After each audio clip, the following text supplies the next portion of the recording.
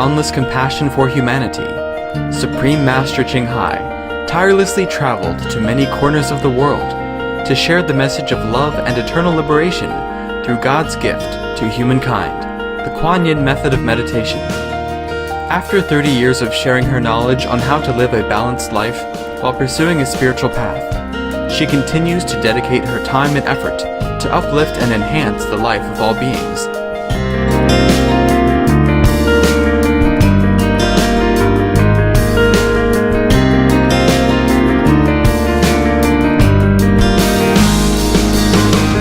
Motivated by her unconditional love and overflowing compassion for our planet and its co-inhabitants, humans and animals alike, Supreme Master Ching Hai selflessly accepts invitations to share her insights and wisdom on the topic of global warming and climate change.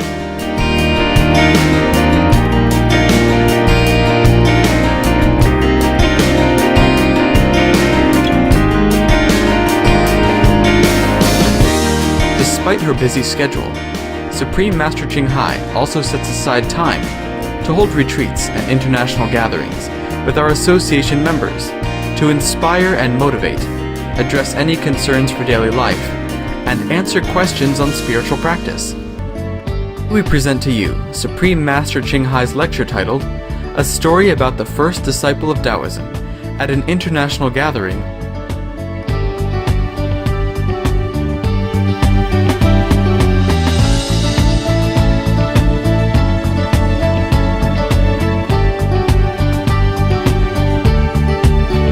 Supreme Master Ching Hai's lectures are not a complete meditation instruction. Please do not try alone. For free of charge guidance, please visit www.godsdirectcontact.org or contact any of our centers near you.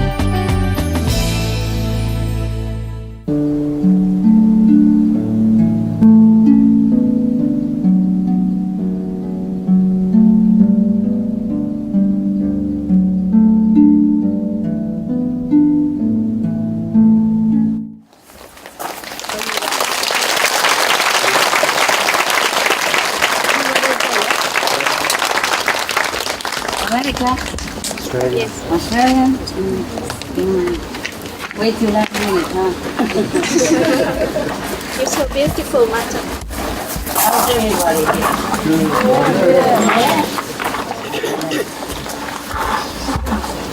Today not going to win, huh? What to do with a win? Because normally we have not win, you know? I'm glad you came. You like it? Yes.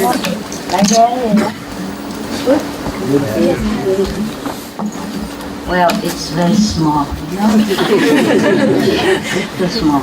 But we manage, huh? Better than nothing, huh? So, the food okay? Yes. You have enough? Yes. Yeah? It's alright. Oh, we're trying to get more from the food. Maybe later when we have more time. Yeah? We have to stop for a while. And then we prepare everything there. Yeah? Then we'll be drilling, you know? Air concrete drilling. When I first came, it was very cool. We don't need air concrete. Came in spring, you know. Okay. Want some story? Good.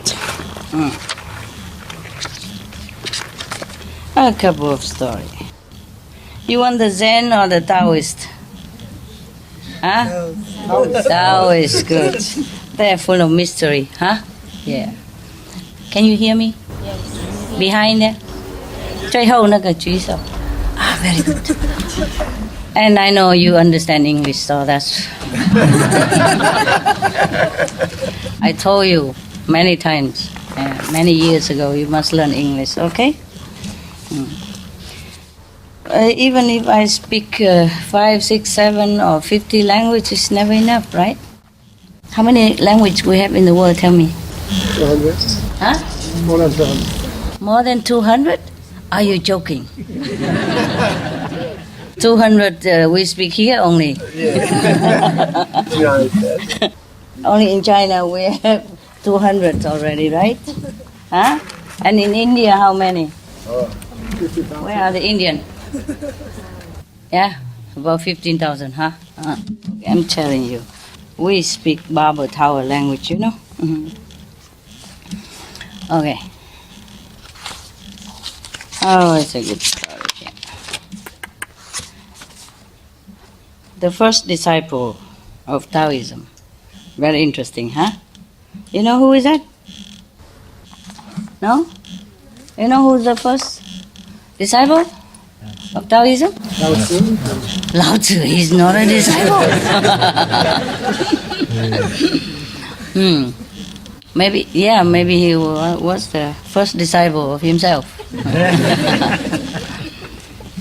You see, Lao Tzu, huh? He promoted the Tao, huh? And after he's gone, they call himself Taoist. Yeah? Well, that's the problem. After Christ died, huh? They call himself Christian, huh? After Mohammed died, they call himself Mohammedan. After Buddha died, they call himself Buddhist. I told my attendant yesterday, you know the cup that we used to have, the metal cup that you have, you know. I said to her, this is too...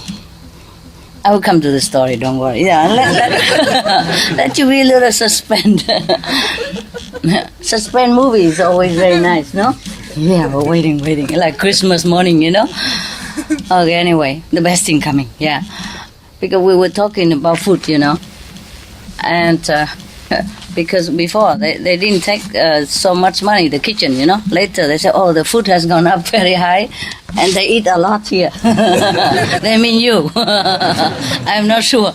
I said, oh yeah, maybe it's true. Huh? I saw them have a big tray like this with many compartments and it's all full like mountains. Some of you, yeah? And then she said, yeah, they don't have the metal cup anymore, you know, the non-rusty cup? Stainless steel cup. I said, oh, they don't? She said, no, they don't have that anymore. They make big tray right now, you know. So I said, good idea. Good idea, big tray, good idea. Yeah. Because the cup, I said the cup that was, I don't know where does the cup tradition come from.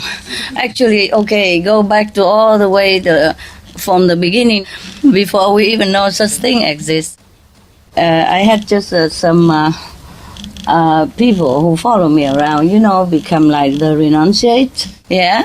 And we don't have a home, remember? And we have like a fifth-hand truck, so we can pack everybody in there. And one tent, about 3-4 people. And the tent was very small, smaller than now, because we didn't have enough money to buy a bigger one. So some tall guy is sticking the toe out, you know? And I used to come around tickle their toe. Okay. And then so we cannot afford to have many things, you know. We run around and we camp here, camp there, you know. So we just take those little stainless steel cup, yeah? Because I told them that when I was in the Himalaya, that's all I had, yeah? I cook tea with it and I cook food with it, yeah? But I also say I have a little plate, you know, like a metal plate, you know? And I cook chapati on it, you know? And also you can eat with it, yeah? You cook and you eat the same plate. They're very round like this, and you put the dough on it and make chapati. Yeah, okay. So I have two things, you know, a round plate to make chapati because over there, chapati is the most convenient things to make. You make a fire and you buy a little flour and you put water in it and you knead a little bit and then you flatten it, you put it on the plate and then 2 minutes you have your meal already, yeah? I just have peanut butter and cucumber. Yeah, at that time I didn't have much money. I didn't know how to design clothes and all that stuff. And who buy anyway? The monkeys in the Himalaya. So I took all my savings and just eat, you know, 1 or 2 ruby per day, yeah? Anyway, I have to make it last, you know. I didn't know how long I would stay in Himalaya. I haven't found a master yet, and I was walking all over from one ashram to another, you know. from one place to another, and it's very heavy to carry so many things. I told you already, I have only 2 pair of clothes, like a pyjama, like Punjab, yeah, like tunic. The long shirt to cover your knees, and trousers, yeah, and a pullover. But I never had a chance to use a pullover because I walk all the time and it's sweating. When you walk, you're very hot, yeah. Even in the top of the Himalaya, I walked. Gango trees and all that, I don't wear any. No chance, too hot, Yeah, I don't go there in winter, I have to tell you that. Summer, yeah. Summer, but still, all the mountain is still covered with snow. And the road you go in or the truck going are in between the mountains of snow. They cut the snow and the wall of snow is as high as the roof there. You see what I mean? Both sides are high like that, of hard snow. And the army, they cut it through so the pilgrims can go. In summer only, yeah?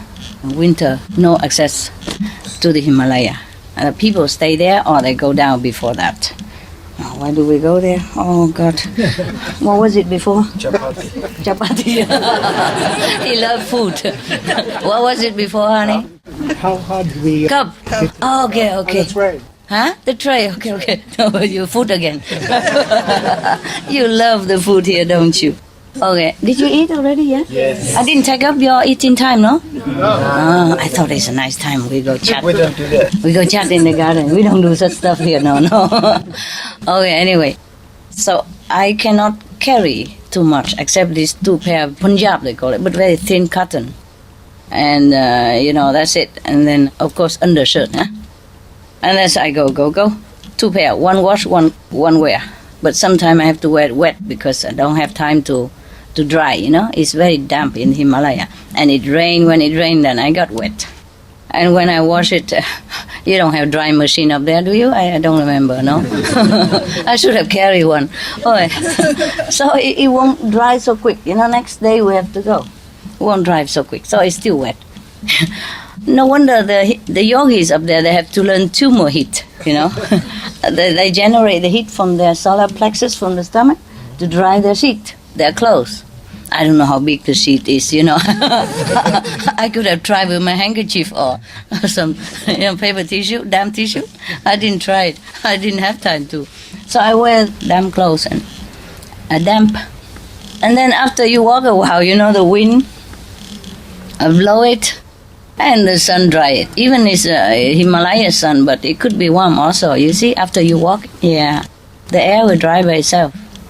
Only 2 pair of clothes. How can it get dry so quick? Especially it rains a lot of time up there, even in summer, And it's not very dry climate up there, eh? It's not like here, huh? Okay. It's kind of wet because the snow, yeah, melted, like evaporate in the air, yeah, and the Ganges River evaporate also in summer a little bit, and then it's all damp all the time. But it's a beautiful place. My God, so clean air. The sky is so blue, and the air is so clean. Yeah. I'm sure if you stay there long, you don't even need to eat. I eat very little up there. Hardly feel any hungry. Sometimes, yeah, but hardly, yeah. So I cannot carry a lot, so I carry this little cup, smaller than what you have, and a little plate. That's all I can carry because I carry a lot before, like everybody else, we were a woman, we need that, we need this. I might need that, who knows, we might need that, and just in case, and, well, it won't harm, Well, I can always throw it later. I carry a lot. Sorry. Yeah? What? Better safe than You sorry. better safe than sorry, and squeeze everything possible inside the small luggage until it, swollen up, and there's no more air inside anymore. And then I carry it, on my backpack. And another handbag here, yeah, and some pocket around there. When I first came, I have ordinary clothes, with a lot of pockets, and a sleeping bag also, and a stick so that I can walk with it, climbing mountain and, river and all that. But as I go higher, oh, heavy. Okay, maybe I have to see what is the priority of all these 100 things that I have. Okay. I'm sorry to leave, but we have to. I sell it.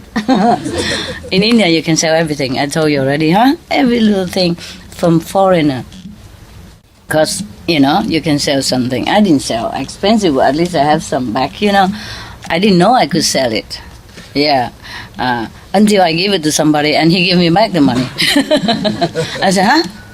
You give me for that? I said, oh, sure.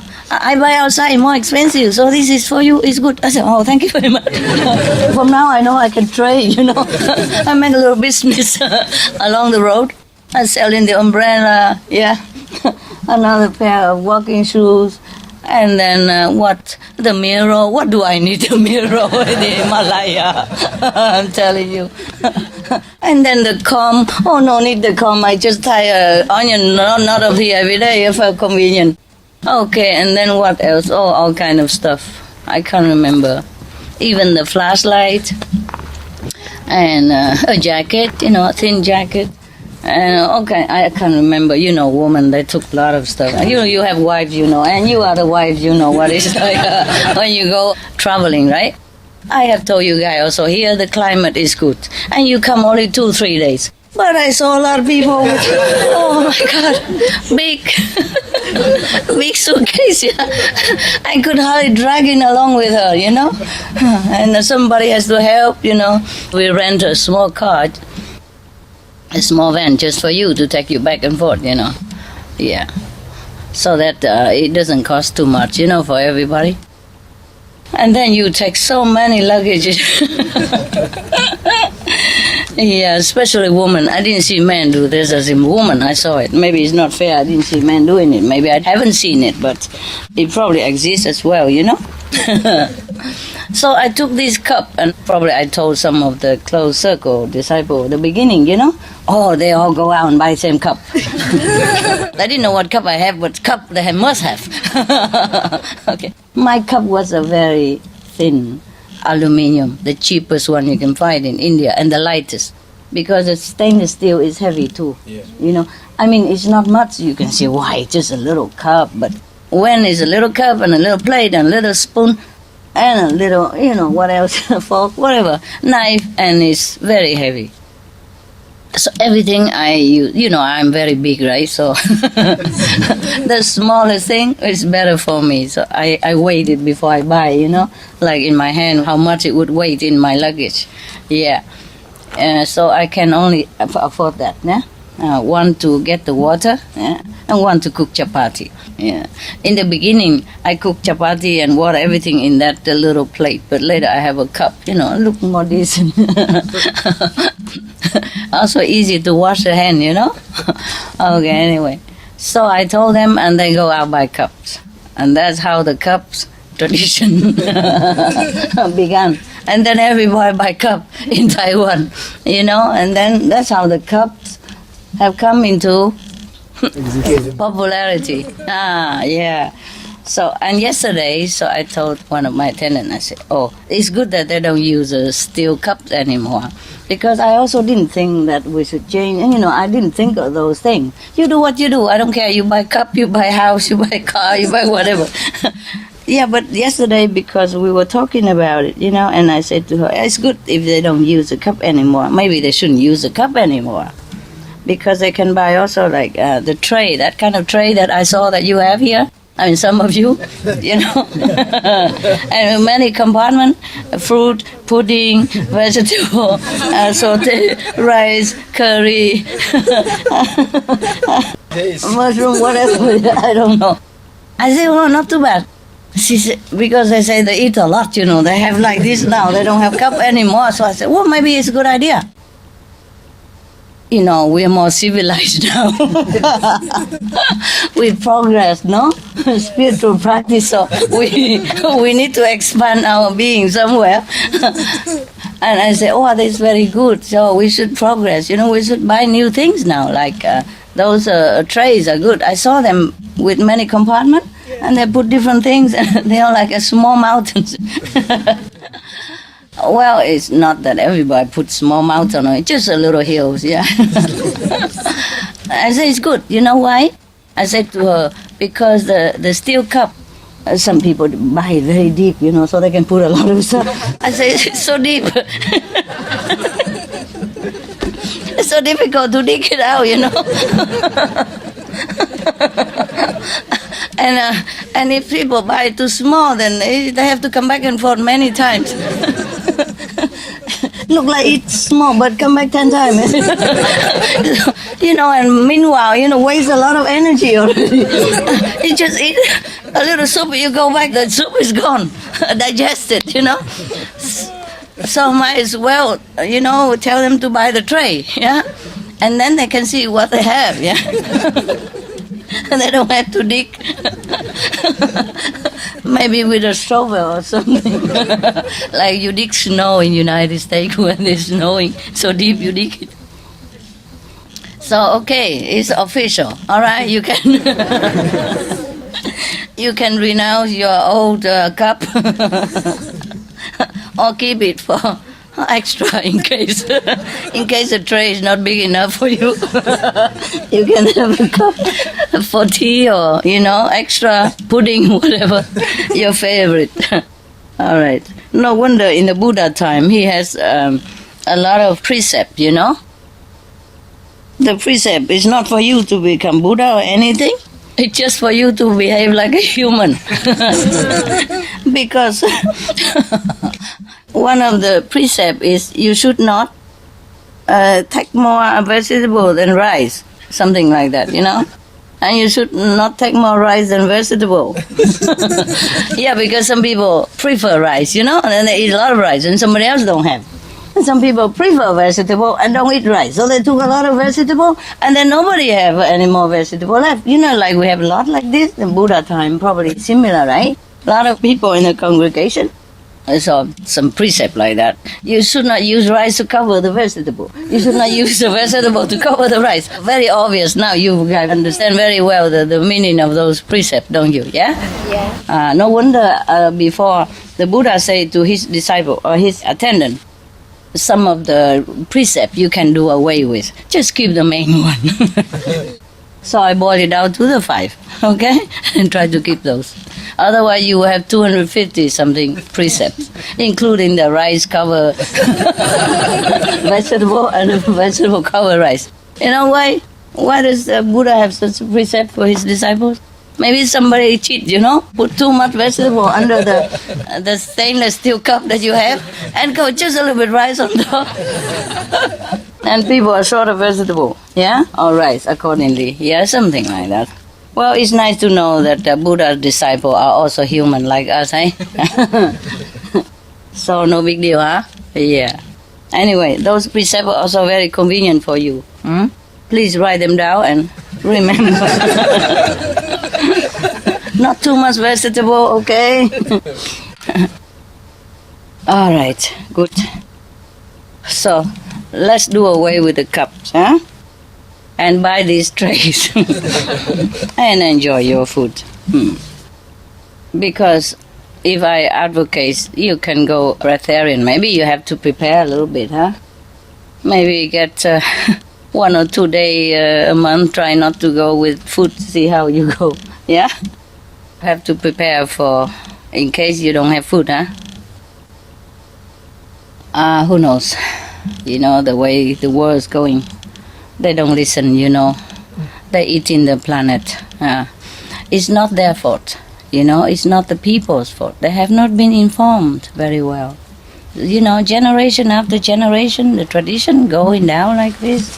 You must eat meat, otherwise you don't have protein, you get sick, you be whatever. The poor people, they don't know it. Even though religious scripture have told us that, we should not eat meat and all that, but they don't explain very well. You see, it's just shortened form. It doesn't say like, okay, why you don't eat meat, huh? Yeah, we have to say that people suffer, the animals suffer so much and all that. At those times, they don't have camera to even record how cruel the practice of killing animals for food. You see what I mean?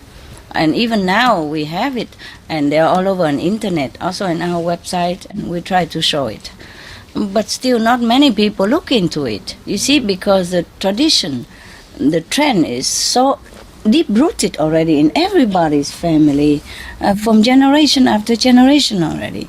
And even the religious people, they don't look into the Bible to see the true meaning why we should not eat meat. You see what I mean? Just mention passing by, okay, you have to have compassion. You must not eat meat, and that's it. Maybe it's not sufficient for the people to understand very well, yeah? You hear here, and it goes down here. It's poor people, they don't really understand it. That's why we go all out to help them to understand, to inform them, yeah? Because when we were born, our parents forced meat into our mouth, and we have to eat it, or else we get even beaten sometimes, right? Sometimes children don't want to eat meat, and the parent force them. Because why? Because the parent has been informed that if you don't eat meat, you don't grow up. And they want their children grow up, you see, and strong and healthy. So this is from love that they do wrong things.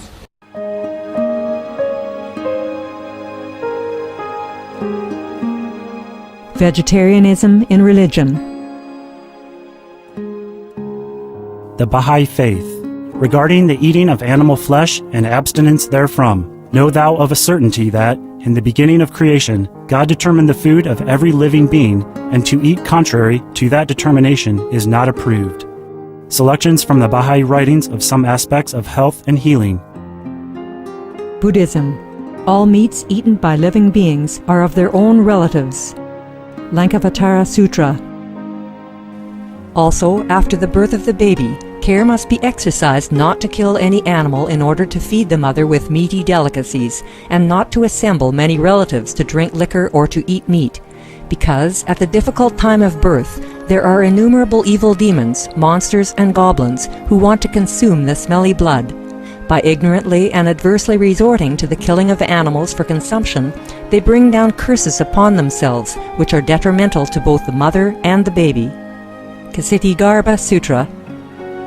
Be careful during the days immediately after someone's death, not killing or destroying, or creating evil karma by worshipping or offering sacrifice to demons and deities, because such killing and slaughtering committed, or such worship performed, or such sacrifice offered, would not have even an iota of force to benefit the dead, but would entwine even more sinful karma into previous karma, making it even deeper and more serious. Thus delay his rebirth to a good state. Karma means retribution. Ksitigarbha Sutra. Gaudai. The most important thing is to stop killing, because animals also have souls and understand like humans. If we kill and eat them, then we owe them a blood debt. Teachings of the Saints. Christianity. Meats for the belly, and the belly for meats, but God shall destroy both it and them. Holy Bible. And while the flesh was yet between their teeth, ere it was chewed, the wrath of the Lord was kindled against the people, and the Lord smote the people with a very great plague. Holy Bible. Confucianism.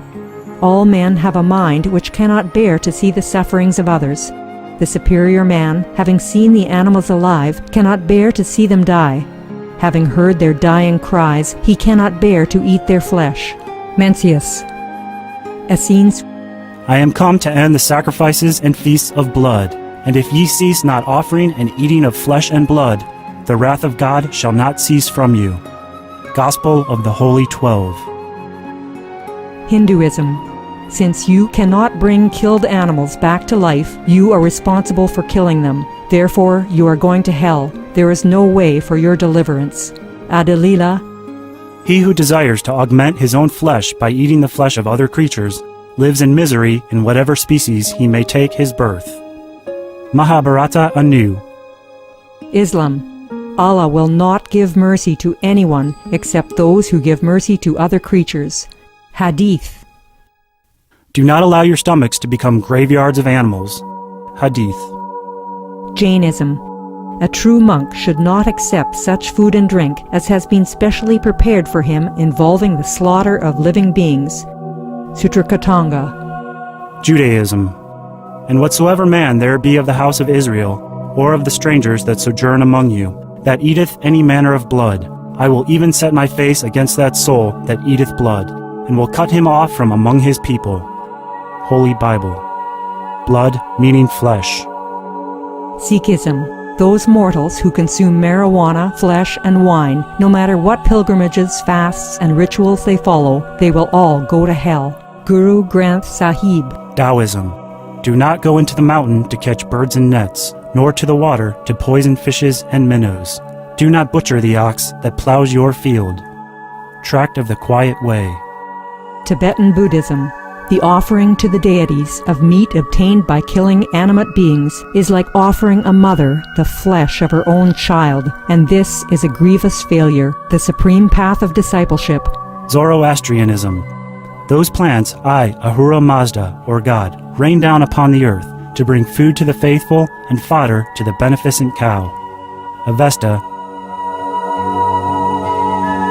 Everybody knows that vegetarian diet is good for health and to save the planet. They will be awakening their own great, compassionate, loving self-nature, and then their level of consciousness will rise up automatically, and they will understand more than they ever did, and they'll be closer to heaven than what they are right now.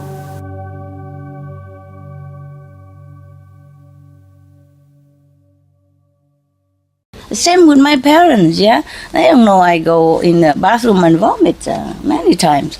And then when they grow up, and then slowly the children also get used to it, meat, and they continue that way. And they think the parents are right, so they beat their children up also later on. Eat that, finish that, piece of meat, or else you don't go out to play, or else you cannot watch television, or else you don't have internet time, or you can't go to movies. Yeah. So the people are very good. You see what I mean? People are so good. You can see a lot of good people in the world. Of course, there are bad people everywhere. Sometimes they're damaged, their brain damaged, or they've been brought up in a wrong company, yeah? Or their situation forced them to do something wrong. But inherently, all people are good because the souls are good. And they've just been cheated into this degrading situation, yeah, like everybody else. So that's why I love people, because they're so deprived of the real knowledge of everything, almost everything, except you can learn 2 and 2 make 4. Anything else is not taught in the school. And so how do people know? They were taught that they have to eat meat. Then they grow up believing the adults were right. And then you believe that, and you taught your children the same, and your children teach your children the same. So, and then because of that, this is the illusional king of karma, Maya. They want to cheat people into doing this. And then you're doomed, you finish. You are entangled in this killing and re-killing cycle. And that's how we cannot get out. You see how poor the people are. You see, they are innocent. They don't know anything. It's not their fault. And they look up to many religious leaders. They are also taught the same. Even many Buddhist people, Buddhist religious, leaders, they are not vegetarian. You know that yourself, in different traditions, right? Yes. So now it's our duty, I mean, if we love them, we have to help them now. We do as best as we can, Even if we cannot save the world, we save the people who ever listen. Yeah? As many as we can, no? Okay? Better than none? Yeah. But if many more people are vegetarian, of course we can save the world as well. Eh? Yeah. And that one vegetarian people will make another circle of another 5, 10 or more vegetarian. And that 5, 10 circle of vegetarian will go out and make more vegetarian people, and we'll be okay. It will become like a fashion then, become like a trend, and we'll be happy. Yeah, I'm still having hope. I'm still thinking positive. Are you feeling positive? Yeah. But just try to see if you can go without food for a while. Not here. Here you come, you enjoy, okay? If you want to try it, you can try at home, yeah? 1 or 2 days, see how it goes, in case, training a little bit, yeah? And if you have a little garden, plant vegetable for yourself, yeah? Plant the staple food, some beans and some stuff. Plant your favorite food, yeah? And then in turn you harvest the seed and you can store it and plant it next year again.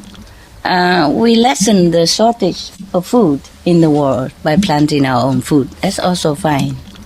I told the Supreme Master Television to go and interview Helmut, you know, the guy in Austria, our disciple. It's been shown like this week about organic farming. He did not even use fertilizer, and he used very little water. Like this, we save also water for the world, you see? You just know how. You cover them with like maybe a straw or grass, you see what I mean? Yes. The one that you cut in your garden, you have to cut your grass and you save it. Or the leaves or something, you save it so that the water will be retained underground and not evaporate into the air. Like this, you minimize water usage. And also you can plant vegetable. He said for a family of 4 person, 300 square meters of garden, good enough. Believe it or not. Yeah. You have all the vegetable you need for your family. It's doable, huh? Okay. Well, if you don't have it, then you go to your brother and sister, whoever have big garden. You you rent a place, a corner from him, or maybe you cultivate all and share it together, huh? Yeah. Why not, eh? And he said you need to work maybe half an hour to 1 hour per day only. Then you have enough vegetable for your family. Well, I tried some in Spain before I even know him. I tried some vegetable. My garden very small, but the vegetable grow very fast, and I eat some from it already. You know what I mean? Yeah, when I was in Spain, they grow very fast. Some vegetable grow within 1 week, 2 weeks. You can see already, and you can eat already. Slowly, a little bit here, and then it grow back again, and you eat more of that. Yeah, very simple to grow vegetable. You don't even need to dig the ground, you know. You just put a hole in the garden or something. Don't even need to work hard, because if you turn too much of the earth, then all the nutrition will be disturbed. You know, the system of the earth will disturb. Yeah. Anyway, you can learn it from him, eh? How to plant vegetable. Yeah, it's on our television. I especially asked them to go there and made it for you. And for anyone, for the viewers, know how to plant vegetable, to save water. Save water is not only good for the world, but it's good for your bank, right? For your pocket, huh? Yeah, everything you save is good for your pocket already. Not to talk about good for the world or not. You see what I mean? Yeah, because if you save $1, that means you earn extra $1 without going to work, eh? And I'm sure if you turn off all the standby equipment every day like that, you save maybe $100 per month. Depends on how big your usage, and even more than that. Yeah, there was one guy in Africa, I remember, he wrote to us and said thank you because of all the tip we have for saving the water and electricity, and that the government had keep coming to look at his house 3-4 times to make sure that he did not cheat. How come the bill was suddenly so low? They come many times. Remember somebody wrote the hotline, I think a few months ago, and he thanked the Supreme Master Television for all the tip, you know, that how to save electricity, how to save water, and then now he pay very little. So the electric company, water company come into his house 3-4 times and could not find why it's so low, because they thought he cheated, you know. But no, they didn't. They just saved, turn off electricity, turn into economize light bulbs, yeah, turn off all the standby, even the small light that's standby. Many things you don't need. When you had the small light of standby, you switch it off. You know, like you have, for example, television and the satellite machine or computer. It had all standby light, and some light even have standby light, and some washing machine or some fan, everything have standby light. Yeah, even your charger of the phone, mobile phone, have standby light. So whatever you don't need all the time, you put it on one of the extension, yeah, which has the standby light. And then when you turn that standby light off, all the thing that you don't need, standby off together. television and all that, and the thing that you need often, you don't put it on those standby light, because then the standby light had to be standby all the time also. From the extension, they have many socket. Yeah. Okay. So you have to organize a little bit. Then you don't have to work so hard. Meaning you save lots of money. Okay? Yeah. Like you save how much? $100 per month. Just say like that. And then 1 year, how much? 1,200? Yeah. 10 years? 12,000? How much is 12,000? A lot. Yeah? Especially if you put it in an account and don't touch. It will grow into like 20,000. You put it over 10 years or something, and then you can go on holiday for many months. Come here and pay for the tray. For the container of the tray. All right. So it's official, eh? You can buy your tray now without feeling guilty. And heap things on it. Okay, good. Now we go to the first disciple of Taoism. Dharma. Huh? Dharma. Not Dharma, Taoism. You know the Tao? Okay. Taoism, from Lao Tzu, Chinese. This is a story about the first disciple of Taoism, first disciple of Lao Tzu. Yeah, Lao Tzu is not the founder, but the one that inspired Taoism. Now, the first disciple of Taoism. Yeah, there is a man called Wen Shi. When he was born, there was a purple cloud that descended into his mother's room, and lotus flowers blossom in the garden. So, as a child, already Wen Shi was interested in Taoist philosophy, astronomy, and celestial divination. He tried to absorb the essence of the Tao from the sun, moon, and the stars, and cultivate his virtue and hid his wisdom. Wen Shi served in the court of the Zhou Emperor as an astronomer. One night, he was charting the course of the stars, because he's an astronomer. He saw a purple vapor rising out of the east. So tracking it across the sky, he noticed that it was moving gradually toward the west. A sage is journeying west and will soon reach the border town at Hankou Pass. He said to himself, I want to be there to meet him. The next morning, Wen Shi asked for permission to leave the court observatory and be assigned to the garrison of Hankou Pass. When he arrived at his new post, he summoned his subordinate, Xu Jia, and said to him, If you see anyone extraordinary entering the town, let me know immediately. You must know that in the old time, the astronomy is a little bit more mysterious. Yeah, and people believe in the power of celestial movement. Yeah, nowadays we observe with the telescope. Yeah, but in the old time, these people, they truly have to use their own wisdom eye to see it. Of course, they can observe the stars and the moon and the movement in the sky, but they also have to use different method to calculate, the event that the celestial body affect the physical planet. They need more talent and more virtue and more inner connection in order to know all these things, not just by observing the physical movement on the sky. That's why how come today is so hot? Are you hot? Are you okay? I guess I sit with the other light here.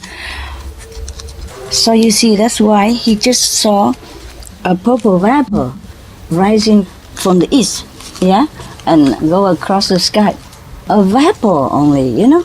It's not even a star or anything special. And he knows already that somebody special is coming from the east to go where even. Can you believe that? So, because from the childhood he already practiced virtue, remember before? Yes. And he very interested in reading the teaching of the sages, you know. At that time, they did not call it the Tao, but because now we have Taoism already, so they call it. He was interested in reading the teaching of the Tao. But maybe at that time they call it whatever, the Dharma, the teaching, the truth, the Buddhist, or yeah. Okay, because Tao means the path, the way to heaven. Yeah. So everything you can call the Tao, even Buddhist teaching, any sage, saintly teaching, you can call it the Tao. Hey. Therefore, this guy, he doesn't just have a telescope, eh? And in the old time, we don't have telescope. We just had it recently. So in the old time, the astronomers are someone extraordinary. Yes, someone who knows the stars, not even by looking at it. Yes, someone who knows the movement of invisible force without even seeing it. Yeah, someone who knows the event that will happen long before it happened. Yeah, it's a combination of astronomy and astrology, and also inner wisdom, to some extent. Yes, even though he had not met Lao Tzu at that time, he already possessed some quality of the inner connection. In every country, there are people who have not maybe practiced Kuan Yin method, no, but they have already some quality, some talent, some leftover from last life that they have practiced, or something they have learned from other teacher. Yeah, how to predict the future, how to foresee the event, and how to prevent some little misfortune, etc., by correcting feng shui and all that. Yeah. Okay. So he was one of them. So he was so good because he was so virtuous. That's why he was very excellent in it. That's why the king appointed him as a royal astronomer, and not just any astronomer, of the king, you see, in the royal court. So, and even then, so much desires for the Tao in his heart that he even forsake this prestigious position and go away to some smaller area in a border town to guard one of the border posts in order to meet this extraordinary teacher that he foreseen with his extraordinary astrological talent. So off he went. And he even told his subordinate, if anybody looks special, look extraordinary, please let me know at once. This is also a risk, you know. How can you even see anybody extraordinary? Yeah, he probably looked like everybody else. Yeah, but maybe it is possible, because let's face it, even if Wen Shi would know who is who, but he cannot stand in front of the front door 24 hours a day and looking for that extraordinary person. So maybe his subordinate is one of his so-called colleagues, you know. He is also well versed in the astronomy and astrology field. Yes. So he told his subordinate, if anybody special, extraordinary looking, please let me know. Right. Otherwise, he cannot trust just anybody, you know, who doesn't know anything about anybody. Then how can he ever meet any sage or any special person? So this subordinate must be a trusted one, the one that works with him all the time in astrology and astronomy, maybe one of his close disciples, who can also see maybe aura. Extraordinary person, how you see an extraordinary person? Unless you're trained in the art of seeing the aura of people, or maybe you are gifted with it. Some people are gifted with it from the previous practice of the other lifetime, you know, so they can see people aura And they can know that, okay, this person have bright aura. She's a good one. Yeah. That person look like coffee color. Cannot do business with this person. Yeah. And he look like charcoal color. Okay, forget it altogether. When I went to just an hotel, there's one, they call it voituria, the valet parking person. Yep. When you go in, you give him the key and he park your car, and when you come back, he bring your car to you. A valet. Yeah. Yeah. Even one of them saw my aura. And he said, many hundred thousand passed by, and you see one like that. He told me like that. So how would he miss? I said, how do you know I'm different? So he said, oh, no, this is very different. You don't see this. You don't see this often, And he was even kneeling in front of me, in front of the whole hotel. It was a big hotel, an international hotel. I was embarrassed. I said, get up quick. He's so tall, very tall, so he don't want to talk to me from up the cloud. He kneeled down so that face to face to me. So funny, yeah, and I told you, sometimes police, they know that, and sometimes the police use some special person who can read the aura, and then you know whether the person is a good or not. Because sometimes they worry they accuse the wrong person, even though all the evidence point out that that person is a criminal. But sometimes it's not like that. Evidence doesn't always mean correct judgment, yeah? So the police sometimes hire special psychics or some special person who can read the aura or can tell the heart of the person. They call it Tai Ching Tong. You can read the minds of people. Yeah, to make sure that they don't accuse the wrong one. I wish all the police will hire these kind of people so that all the people who have been accused as criminals will really meet their judgment, not the innocent one. Yeah. And I wish that everybody can read aura, then we know who's who. And then everybody will just follow the aura then. Then there's no mistake of following the wrong teacher. Yeah? But this is a rare gift. Yes. And I was surprised at that guy, the valet, and he can read it. Yeah. I meet some people like that, yes. So these subordinate are not ordinary subordinate, hey? I think, huh? Yeah, all right. Because this is a very important mission that the officer here, Wen Shi, entrusted to this subordinate. It's not just an ordinary task like go out and buy some tray for, for the people here. Yeah. Because Wen Shi had forsaken his most prestigious post, as an astronomer, personally to the king, in order to go all this way to a border of the country. You know where that is, right? Border town is not always glamorous or, not interesting in that. And he forsake everything, left his home and post in order to go to that border town just to meet that special teacher, because he knows he's not a normal person. He said to himself, or maybe to his subordinate, Asage is journeying west and will soon reach the border town as Hangku Pass. So I want to be there to meet him, you see? So that to him is very important. He knows this is one in a lifetime saint. It's not an ordinary person that he want to go there and just chatty, And so if he entrusted his subordinate to look and wait for that person, then this subordinate is not an ordinary one, hey? Because it's so important mission, Yes, of course, being an officer in this border town post, he is also busy, He cannot always stand in there or watching all the time or even looking in the sky to see the vapor or the star movement. Not all the time now, because before it was his job there. He can do that all day. Now he cannot.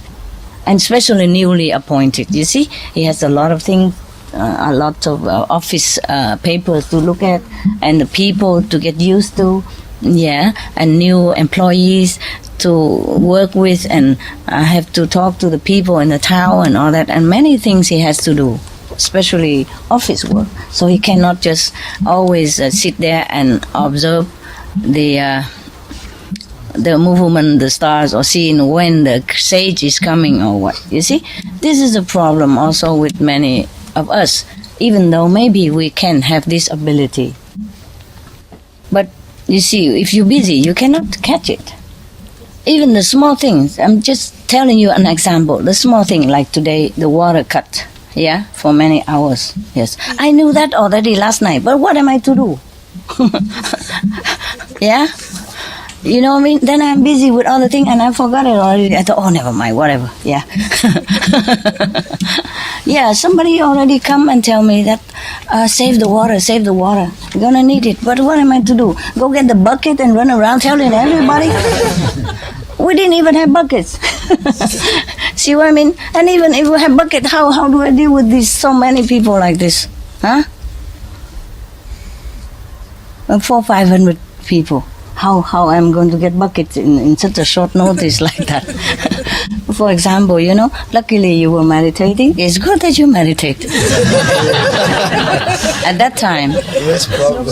So less problem. Otherwise, everybody just go in and out of the toilet, then we'll be in big trouble. You don't even know what happened when you come out of meditation. Everything, the water come back again. Yes. Anyway, we're okay. Okay. It's good. For example, like that, even something I know, but I'm busy, you know, I have other things to do, more important than the information I get. You see what I mean? Yeah, more important and more pressing. So much work to do, paperwork and all kind of thing. The time consuming and also deadline stuff, you know. Even if I know something, I don't have the time to take care of it. Remember the jokes? Say, oh, I don't have any problem because I have so much already. If I have a new problem, it has to wait for 2 more months to be looked at. Yeah, problem has to make appointment with me. and I look at my schedule whether I have time to see you the problem or not. And not like, okay, you can make appointment with me, no. Because sometimes important people really want to see me, but I can't make time for them. I can't make time. I really can't. So much work to do, you know. It's good to have work to do. It's better than spending time doing nothing, idling around, you know, and the mind will not be good. Yeah? Rusty also. It's just it's truly too busy, then you cannot do much thing that you want to do also, and sometimes you know something but you cannot take care of it. Yeah.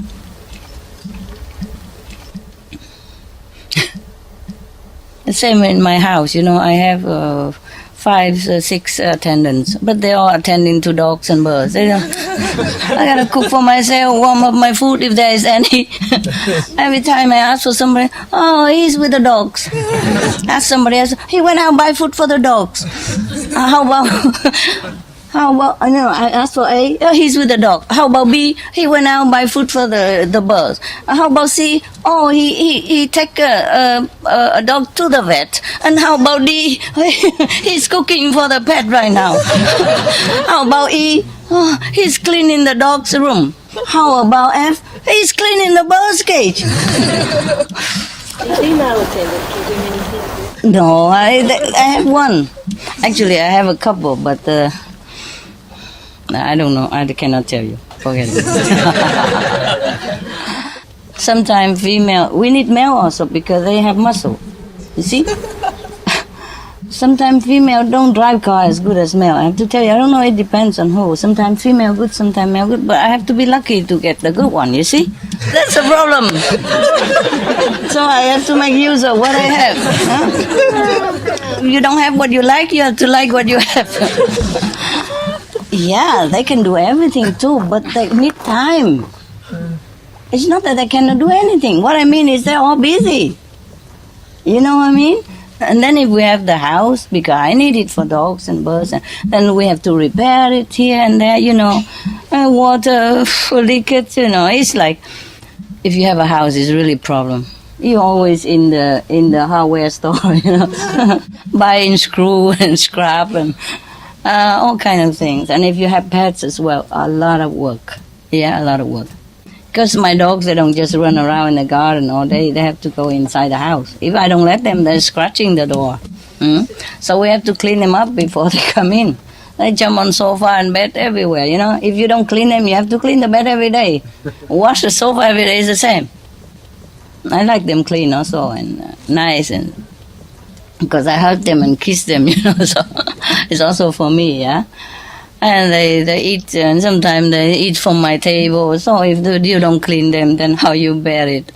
So anyway, very, very, very hard work. You know, like 4 or 5 times a day, the dog have to come in and out and then eat and wipe up and clean up and then go out walking. Every time walking like half an hour, you know, and come back cleaning another half an hour and feed another half an hour. This time is gone. And then they have to wash their bowl and wash their towel that they clean them. You know, the dogs come in, they have to spread the towel like a welcoming carpet. Wash their feet first, and then they have to step on the clean towel, yeah? Because they come out and they're muddy, you know, they dig everything. They like to dig. That's their job. Like you dig in your cup, you know. What can you do? All digging. I know. So we have to clean them first, yeah? And, wash them with the water and then put them on the clean towel first, otherwise it's dirty again. And wipe their paw and then clean the whole body, you know, ear and everything. They go out, it's dirty, you know, dusty. So it takes a lot of time to take care of these dogs, yeah? And not just one dog, eh? And my attendant, they're very loving. They clean the dogs for hours. They love to clean them. They clean so carefully and so long. You know, I say, yeah, quickly, make it simple, man. I need you. But they are taking their time, you know. They enjoy the dog so much. They're taking their time and pet a little bit and then clean a little and then caress a little. And the dog licking them and they kissing the dog. Oh, my God. It's like the whole show, you know. So they take their time, you know. And the birds also love them, you know. They clean and they jump on their shoulder and then by the way, oh yeah, scratching here and there and then clean again. And then the bird kiss and then they scratch and kiss and scratch. Oh, that takes so long. They're not just cleaning. They're enjoying each other. You know, and then my dogs sometimes they're so spoiled. They don't even eat from the bowl. I have to take it from the hand and here, please eat. So spoiled, you know, because I give them snacks with my hand most of the time. So when they're fed with the bowl, they say, "What's that?" It doesn't look like what mommy used to give. So they also sit in there. Sometimes they don't eat. Sit there and watch the attendant. So the attendant, of course, they're feeling pressure, you know, and you got to get it from the hand and then feed them. And then it became habit now. They often don't eat from the bowl, they eat from the hand. So, you know, it's a lot of theater in my house. I'm just saying that even if you know things to do, but if you don't have time, it's also very difficult. 5, 6 attendants. It's not only the dogs. We have email, yeah. We have internet. We have sometimes have to send tape and all that for different area and replying things. And I have to print out a letter and all that for me to read and to sign. All kind of things. You know, they're also busy, not just dogs. I tell you, I'm just saying about dogs and birds, but they're also busy. Like if they're not with dogs and birds, then they are with the computer. You know, and you know how they love computer nowadays. The young people, they love computer. I don't know. I'm surprised they even get married at all. They even fall in love at all because they love computer so much. I wonder if they even get out of the seat. Yeah, it's not only that, but they really have to work also on computer. You know, for me, huh? For us, eh? Yeah. Okay. So a lot of work. And so even if sometime I want to do something else, I have to wait because there's no time then. Yeah? Okay. Okay, let's go back here. Back to China. So we know he's very extraordinary, Wen Shi. And we know that his subordinator were also extraordinary, probably his best friend as well. Yeah. Or his attendant, personal. So now, not long after he settled in this frontier town, the border town, Lao Tzu arrived riding a blue ox. So Xu Jia hurriedly went to his superior and said, "A strange man riding a blue ox is coming to our town." So Wen Shu was delighted. He knew this is the guy. Can you believe this? Huh?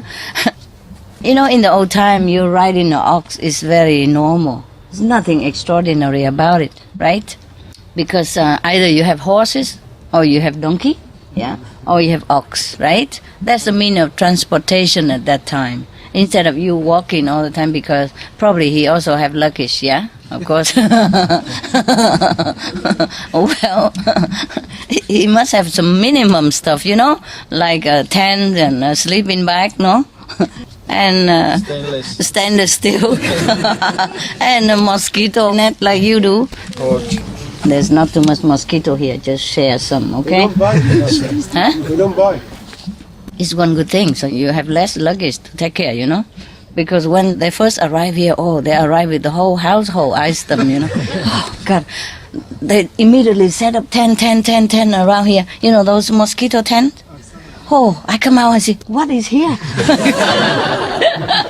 You have no room to walk anywhere. They settle down immediately. The first thing they do is open their tent and put it everywhere here. Oh, I said, my God, no need. Okay, I said, no need tent. It's okay, no need. And then they take out their second backup plan B. Because they heard it's summer. There's a lot of mosquito. You know what I mean? So plan B is a mosquito net instead.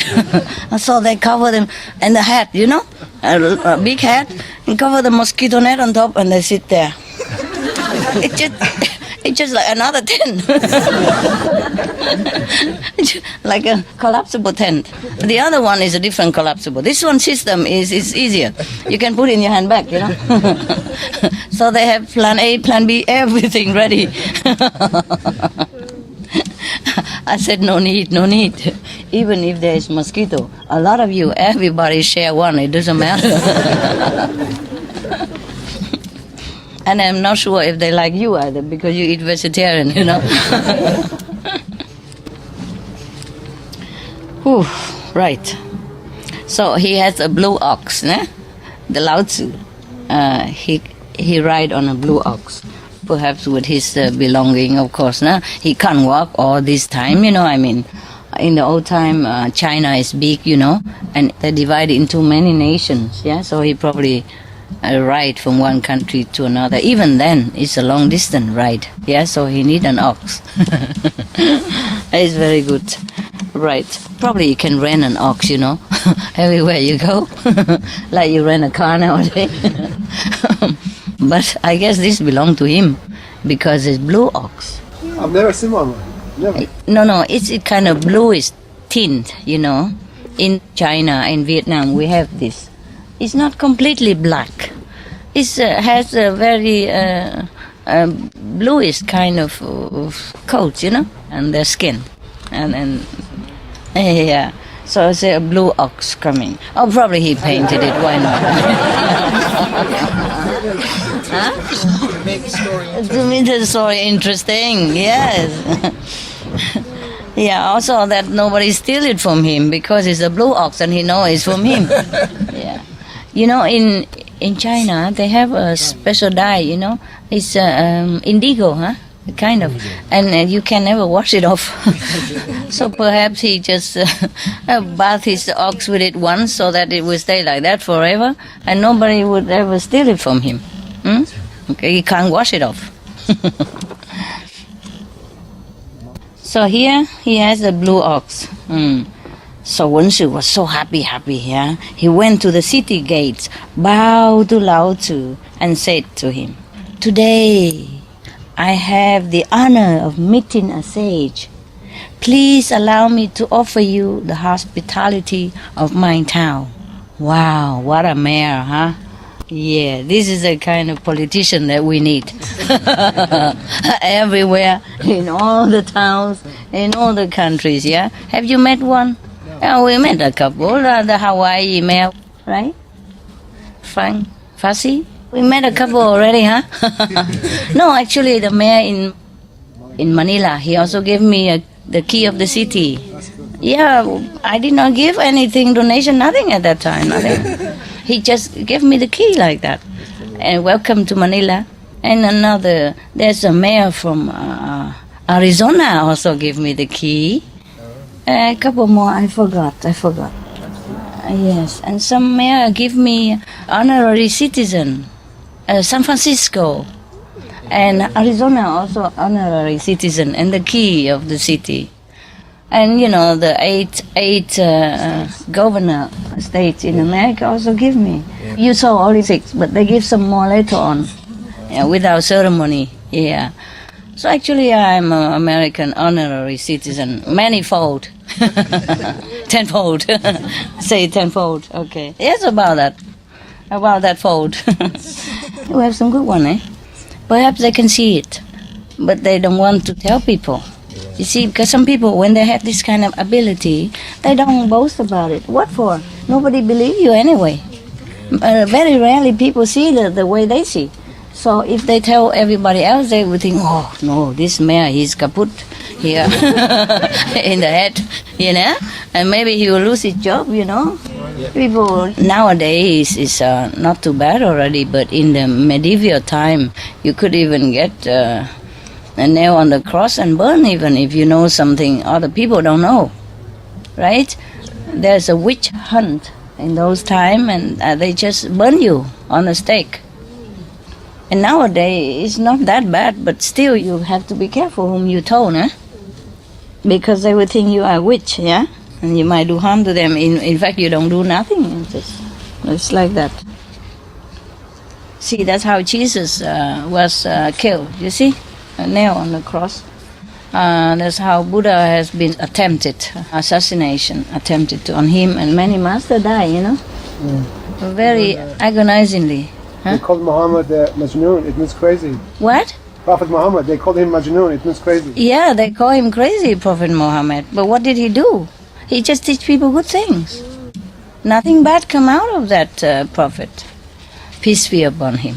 Yeah. This is a very nice greeting, The Muslim, when they see each other, they say, peace be upon you. Because at that time they did not have peace. So it's very good that they invent this greeting, just to have a good wish, yeah?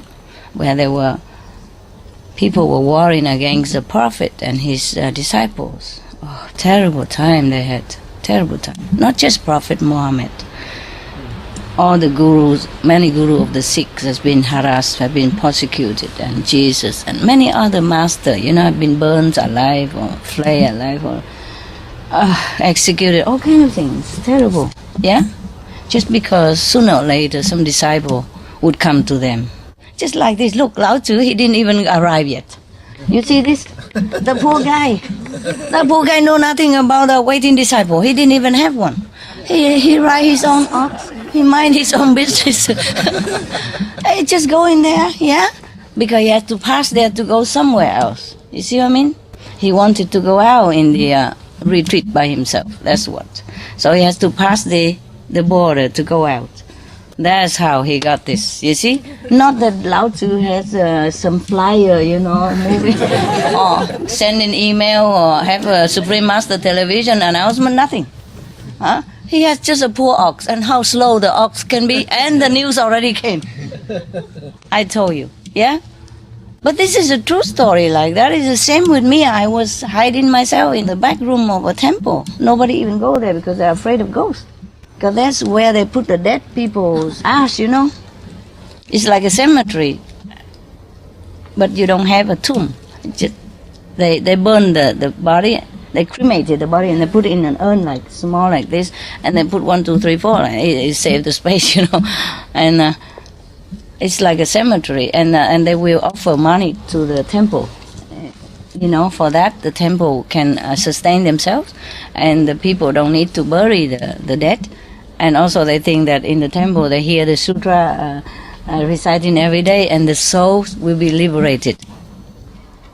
So just like in Catholicism also, many churches, backyard, front yard, are full of tomb, yeah? Right? Yeah. Okay, the same. So I stay in one of those, a small temple room full of ashes. Nobody dare go there anyway, so nobody even know. Nobody even know. And then one day, some people come knocking at my door and say, the inner dream, when I tell them to come here and find me. They know everything, my name, where I stay, and what I teach and everything. And tell them they come to learn, Kuan Yin method. At that time, I didn't have a name for Kuan Yin method. And they just say the Kuan Yin Bodhisattva, tell them go there and learn. So that's how it happened, And then, I left Taiwan, then I went to New York. I stayed in another temple. And come another group again. I say similar stuff. And can tell the detail of my daily life. So that to make sure that I believe what they told me. They told me like the detail, only I know. You see what I mean? And not even temple people know, nobody there. So this kind of thing really happened, huh? So the poor master, eh?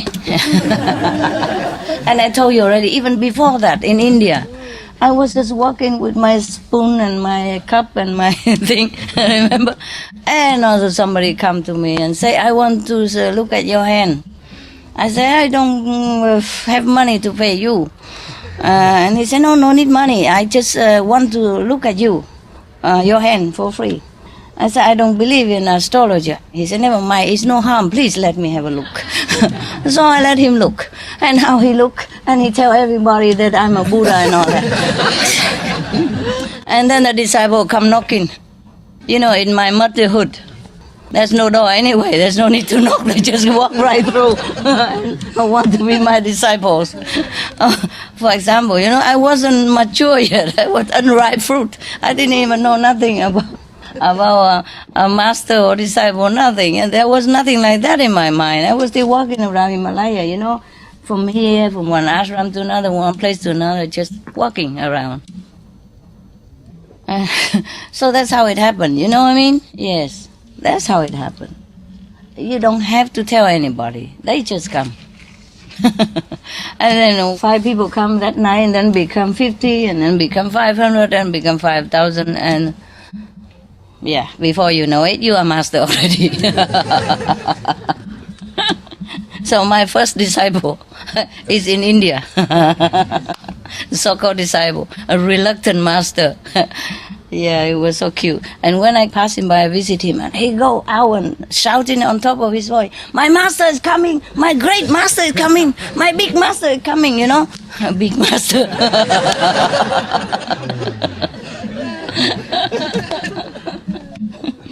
Yeah. Something like that, and everybody listen, and then they all come also, and then I have to talk to them, you know what I mean? And then you have more disciples. Okay, so now he came out and greeted him with all due respect and humility. Say that today I have the honor of meeting a sage.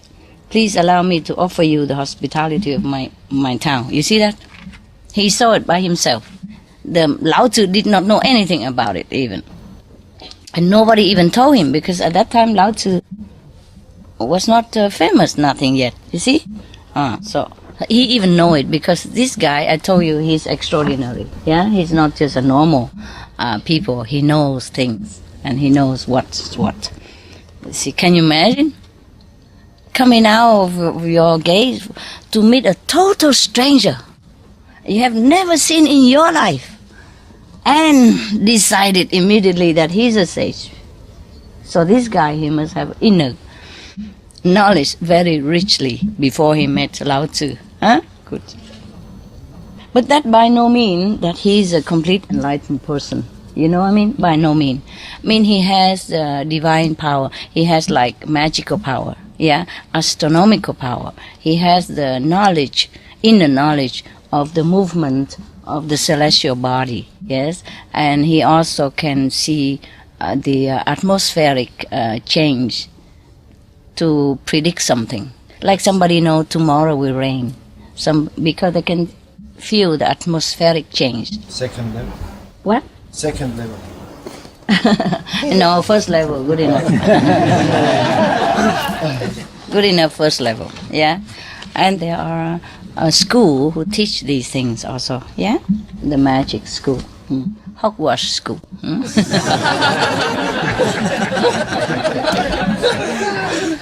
What a very suitable name, huh? Hogwash. All right. Hogwash school, eh? Have you been there? Okay. So this man, he's really, truly deep in his knowledge of astral magic, yeah? So at least he was there. You see what I mean? And so not many people can know like this. No, yeah. Not many people can predict the wind, the storm, the change of weather pattern, or the coming of some great person like this. My God, this is really, must be extraordinary. Can you imagine? He was in the capital town, in the palace, and he can just see a little purple atmospheric pattern, and then he knows there's a great man's coming. Can you believe this? And he was accurate. No one can be greater than Lao Tzu at that time. Could be equal maybe, but no one can be greater than him. He was the master of the 5th level. If you read the Tao Te Ching, you know he is, right? No one below 5th level can write what he wrote in the Tao Te Ching. So this guy is truly incredible, eh? He can know a sage from far away like that and who never met before. Incredible. So this thing truly happen, because in the world there are some people like that. Yeah, always. And since times immemorial, there's always somebody who knows the greatness of someone. I mean, extraordinary greatness. Remember Jesus? When he was not famous yet, John the Baptist told people that I am baptizing with water, but the one who came after me will be greater than I, and he will baptize with the fire of Spirit. Remember that? And when he met Jesus, he said, Lord, why you come and be baptized at my hand? You are the Lord. He knows that. You see that? Yeah. Okay. So, life after life, we have this kind of people. Now, he's one of them, Wen Si. Wow, very exciting. I haven't read the whole story. I just read a little bit, and I know it's good for you. So now we're going to discover it all together, both of us. I just read a little bit, I don't always have time to read the whole thing, unless I have a lot of time or I'm in doubt of the story. Yeah, but some story I have no doubt. Then I don't read the whole thing. I just pick it, and then I read it to you. Lao Tzu thanked Wen Si for his greeting and his humble hospitality, and he said to Wen Si, I'm just an old man who is leaving his old home in the east to live in his new home in the west. See, I need to go there. But Wen Si persisted. Honor one, when I saw a purple vapor in the sky moving from east to west, I knew that a great teacher would arrive in this town. Please stay and teach me about the Tao. So Lao Tzu said, what makes you think I'm the person you're looking for? He's making trouble. Play hard to get. No, it's not like that, but most of the saints, they don't know they are saints even, they don't think that they are saints, because of their humility. They did not really know, yeah? Maybe later on when they have a lot of disciples already, and then heaven let them know to make sure. If they ask heaven, I'm really a teacher? Am I doing the right thing? Am I teaching the right thing? Then heaven will give them sign or tell them that, yes, you are that. Just continue to do that, just to assure the person, the saying that, okay, you're doing okay. Yeah. Otherwise, they don't know themselves too much. Maybe they enlightened, they know this and that, but they did not think of themselves as in a capacity of a master of any kind. So Lao Tzu asked him like that, what make you think I'm the person that you were looking for? So he said that he saw the purple in the sky and all that. So now he continued to explain to Lao Tzu. After some calculations, I deduced that it would arrive here this month. Wow, oh my God. He even knows the time of arrival of a master. Wow. Last night, I also saw dragons and serpents hovering over Hankou Pass. So all these signs tell me that the great sage will arrive today. Phew. Wow. This guy who is really professional in his job, eh? No wonder the king revere him and ask him to be his personal astronomer and astrologer. Because the king, in the old time, they don't have television to see if it's raining tomorrow. What kind of temperature we have here, you know what I mean? And so they have to have a personal astrologer, astronomer, yeah, and feng shui master, etc., etc., yeah. So to protect their kingdom, you see, protect their throne, and to know what is the best thing to do and what day. So this guy is really excellent as his job. And even if the king sometime he interested in this subject and he also knows one or two, but he also need confirmation with others of his subordinate astronomers in order to make sure that number one, number two, the king is too busy to keep looking, gazing at the star every day, you know. You know what I mean? Yeah, the king has other job to do. So of course he relies on these astrologers and astronomer to help him, of course, nah? Yeah, because sometimes even if you know the art of astronomy and astrology, you need time to calculate and to catch the sign and to interpret it and to do something about it. You see what I mean? It's like I told you yesterday, I know about the water, but what am I to do? Huh? I have a lot of work to do and I have other things to do. I cannot worry about the buckets. Because I know there are other people who will worry about that anyway, yeah? Okay. Besides, even if I know about that, if I know about water shortage, I say, it cannot be possible. The mind will tell me, no, not possible. We have a lot of water. Here is a residential, prestigious residential area. Nothing like that could happen. See what I mean? Go back to do what you do. Go sleep, go meditate, go drink tea, whatever. Yeah. Besides, when I know that it's so late already, you know, like, I don't know, when I left you here about 2 o'clock already, 3 o'clock, and I go home, take care of some paperwork, and then, you know, take care of myself, take a bath or something, and do some other thing, watch a little bit of late news, see if anything. I have to be together with the world, you know. And then it's about 5, 6 o'clock already, yeah? Everybody's sleeping, you know. I know you're snoring and I can hear it all over from my room. So never mind, you know. I just say, okay, everybody else have to take care of it. It's not my job to take care of buckets, nah? Of water, nah? Okay, right. So this guy is incredible, eh? He even calculate all that and he knows the sage will arrive today. Yeah. In our association, there are also some people like that. They can know that thing, yeah. If they have to do it, they can do it. Just mostly they don't do much anymore because they meditate. You know, there's this thing, okay, nowadays we don't need so much, yeah? Yeah.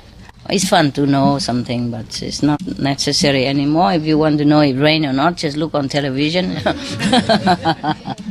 If you know tomorrow hot, how many degrees, they even calculate it all for you already, 32 degrees. Yeah. Wind, a shower or not, okay? Are we too loud or not? It's only 9 o'clock, we're okay. Wonderful. Whew. I'm only 1/3 of the story, my goodness. It's like a soap opera, continue tomorrow. Yeah, this, you see, this is a problem. It's not about the story. We talk about all kinds of things, yeah? We go from astronomer to the ox and then go back to television. And all right, so Lao Tzu, then, after he told him everything, then Lao Tzu know this guy is not to be slyly treated because he knows everything. So Lao Tzu smiled and said, I have heard about your ability to read omens and divine the future. Divine the future. You mean divining the future? Yeah. Forecast the future, yeah. You have the potential to understand the Tao and help others along the path. So Wen Shi bow again and say, may I have the honor of knowing your name? He didn't even know his name. But he knows he arrived this month, this day, and right there. So he forsake everything just to move over there, just to meet him. Can you believe such a person? Because since childhood already in the story, they say that he's very interested in the Tao, I mean, in the teaching, the truth, the truth that you were having right now. Yeah, so that's why he does everything he can to get it. Wow, talking about sincerity, huh? Okay. Oof. Lao Tzu replied, I have many names, for I have appeared in many incarnations. Now he tell him. Now we have it. Voila. Before he said, I'm only an old man passing by. What you want to do with me? So now he tell him the truth. I have many names. For I have appeared in many incarnations. I have taught the Yellow Emperor, I mean the oldest king of China, one of the oldest king, as well as the kings Yao, Shun, and Yu. These are the saintly kings of China, very famous kings for their upright virtue and excellent governance. Yeah, very good people. Of course, now that we know why, huh? Lao Tzu has been teaching them all this time. Yes. In my current incarnation, I am named Li Er. Okay. That night, Wen Shi honored Lao Tzu with a feast. After the banquet, he prostrated himself before the sage and formally asked to be accepted as a disciple. Lao Tzu stayed in the border town for 100 days and taught Wen Shi the art of the path. When it was time for his teacher to leave, Wen Shi declared, I would like to accompany you on your journey and serve you. Sounds familiar to me. I want to help Master. Let me help Master. I want to stay here. Yeah, stay here. Yeah. I will have to build 1,000 palaces for you, for all of you. Even you take turn to come group by group, you will still have problem, meeting your demand. You see what I mean? And if I let you come, if you have each one have one room, then you have to wait another 100 years to come here. So I'm sorry for the squeezing situation. Okay? Yeah. But you're lucky already. You're lucky. No, you don't know yet. The next group will be double this size. Now we're lucky. You're lucky. Now you know why you're lucky, huh? More deep trades coming. What? More deep trades coming. Big tray. Big tray and deep cup. Okay. So Lao Tzu refused, saying, although your roots are deep. What he means by root? Is he a tree or something? Huh? Knowledge. And? Spiritual practice? Spiritual sincerity, yes, and practice. Although your roots are deep, you are not ready to climb with me to the clouds or fly to the 4 directions. What he means by that? Is he really flying like an aeroplane or something? Huh? Beyond the 3 world? Beyond the 3 world, yeah. Means he's not as the level to accompany Lao Tzu. When he's going around, he will only make him trouble. Well, it sounds familiar, that's why I know. I know very well. Good intention, bad level.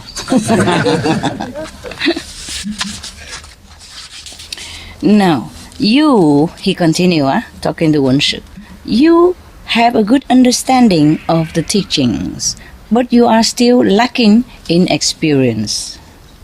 When you can merge with the natural way, go to Sichuan and look for a blue ox. You know what the blue ox mean by now, right?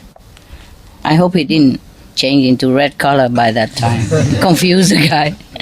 Can you believe it? Go to Sichuan and look for a blue ox. Oh, what a master. So difficult. No address, nothing, just a blue ox. Nowadays we have address. We have postcode. Huh? Postal code. Still cannot find. We have car and everything, GPS even. And difficult to find a place. Can you imagine? Go to Sichuan. It's a big city, you know? Big province. Look for a blue ox.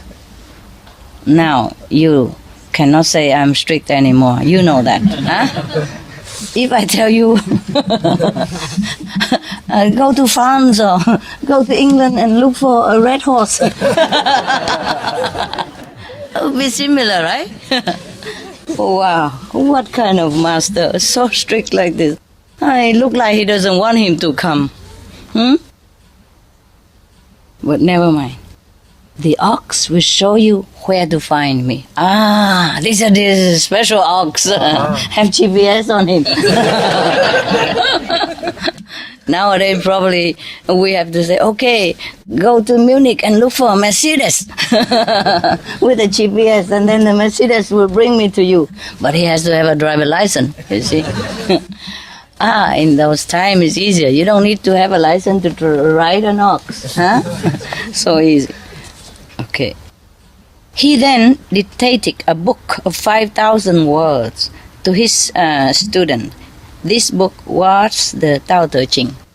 Yeah, because in the other story, it says that this officer wanted to keep Lao Tzu longer or to follow him, but Lao Tzu don't want.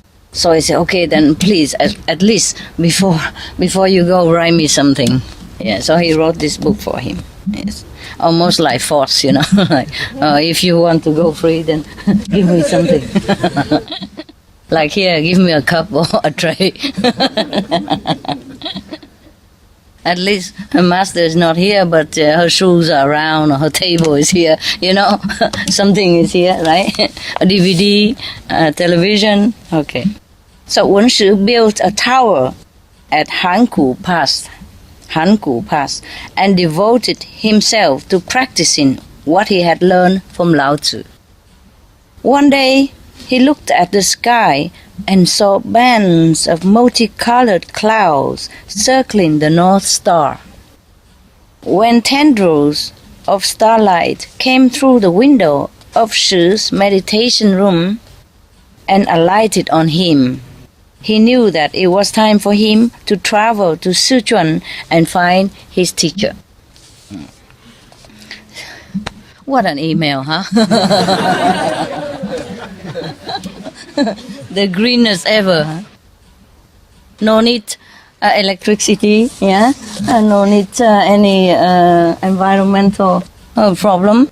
Just a cloud drift on his shoulder. That's it. Okay, got it. I'm coming to master. Wow. That's a nice way to contact, eh? No need contact person, nothing. He must have a very special computer, no? I wish we could buy those things, huh? And give it to you guys. But nowadays we have even better, huh? You don't even need to see me at all. You just stay home and watch TV. I even saw me on the computer sometime live, you know? What do you mean not the same? It's better than the purple cloud and tendrils. It has a picture of me even. Yeah, it is better, but This guy, he has only a little tendrils of the purple cloud. Yeah? And the cloud don't even say nothing. Just come and then drip on him, that's it. And then he knows his master sent for him. Oh, and you guys, so difficult. All right. You're not even happy with live program?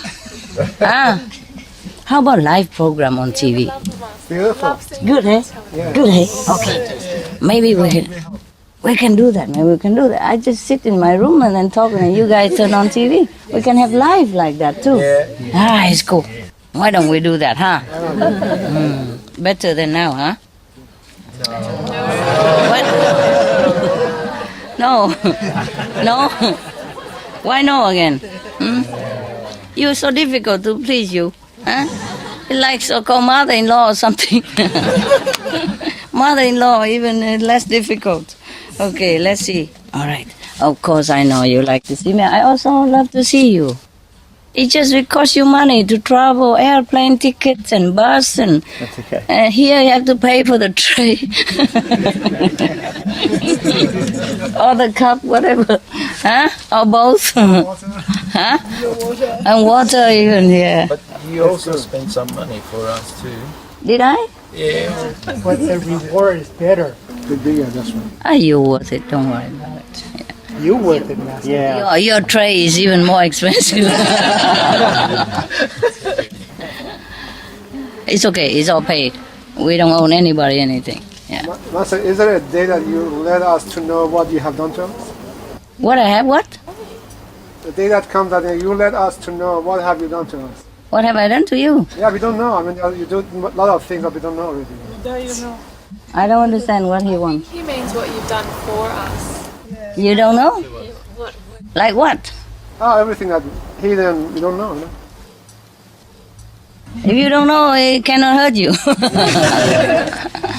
What do you want to know? No, I mean, there are so many things that you do we are not aware of it, see. So, what do you want to know for? It's so many people, how can I tell it all? No, I mean, just maybe up there. Send the cloud. Nowadays we have email, you know. We have telephone and email. It's more easy. Okay. When Wen Shi arrived in Sichuan, he began to ask people if they had seen a blue ox. This man is crazy, they say to each other, you know, the citizens of Sichuan. Who has ever seen an ox with a blue color? I told you, Lao Tzu gets a blue color. You know why it's blue? Huh? Is it really the color blue? Do you think it was really physically blue? No. Only the assistant of Wen Shu saw it blue. It's the color of the aura of the ox. Yeah, that's special ox because it's a special being incarnate in to be an ox for Lao Tzu to ride. And that person, because Lao Tzu riding him every day, of course he also have spiritual elevation. So he emit this kind of blue light. Okay? Sometimes you see some spiritual master also have blue light come from the eyes. Like when Vivekananda was in America, some people see him with a blue color of aura. Yeah. And there was one kid who was drowning, and then he saw Vivekananda came with blue light, yeah, and get him out of water. Later he told some people. Yeah. A blue color is one of the master color. Yeah, blue light from the eyes. Or for the aura, but not the one only color. Some people see white only, some people see golden only, some people see pink only, some people see blue only. Yeah, some people see purple only. Actually, the master have all kind. Okay? Yeah. Depends on the level. They see what color. Yeah. So now the blue, the blue was the only one color that they see from the ox, and perhaps the ox have only that color of light around him. You know, the aura around him. That's why it look like blue.